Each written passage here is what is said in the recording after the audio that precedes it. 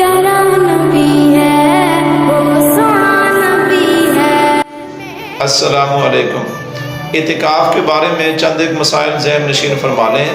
نبی کریم صلی اللہ علیہ وسلم کی حدیث مبارکہ کا مفہوم ہے، آپ صلی اللہ علیہ وسلم نے ارشاد فرمایا، جو شخص رمضان کے 10 دن اعتکاف میں بیٹھ جاتا ہے گویا وہ ایسے ہے جیسے اس نے 2 حج اور 2 عمرے کیے۔ اعتکاف کے بارے میں 20واں روزہ مکمل ہونے والے دن غروب آفتاب سے لے کر عید کا چاند نظر آنے تک یہ اعتکاف سنت ہے۔ گویا کہ معتکف کو 20واں روزہ غروب آفتاب سے پہلے مسجد میں پہنچ جانا چاہیے اور مسجد میں اپنے انتظامات مکمل کر لینے چاہیے۔ اعتکاف میں بیٹھنے کے لیے عاقل ہونا، بالغ ہونا، مسلمان ہونا اور پاک ہونا ضروری ہے۔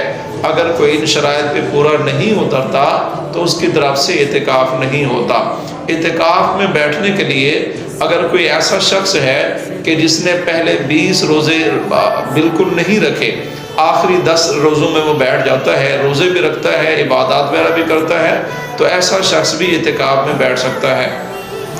اور یہ بھی یاد رکھیے گا، اعتکاف بدل نہیں ہو سکتا، یعنی اگر کوئی شخص کسی دوسرے کو پیسے دے کے اپنی جگہ پہ یا اپنے کسی رشتہ دار کی جگہ پہ بٹھاتا ہے تو اعتکاف بدل نہیں ہو سکتا۔ ہاں، اگر یہ ضرور ہے کہ اگر کوئی معتکف کو سحری یا افطاری کے لیے کچھ کھانے پینے کے لیے دیتا ہے تو اس شخص کو ثواب اور اجر تو ملتا رہے گا، لیکن اعتکاف بدل نہیں ہو سکتا۔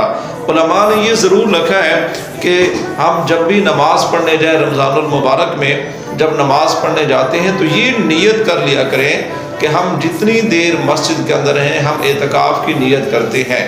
اس دوران ایک تو یہ ہوگا کہ ہم باتوں سے بچے رہیں گے، دوسرا یہ ہے کہ جتنا ہم جو نماز پڑھیں گے، جو قرآن کی تلاوت کریں گے، جو تسبیح کریں گے، جو بھی ہم عبادت کریں گے، ہمیں وہ ثواب بھی ملتا رہے گا، ہمیں اعتکاف کا ثواب بھی ملتا رہے گا۔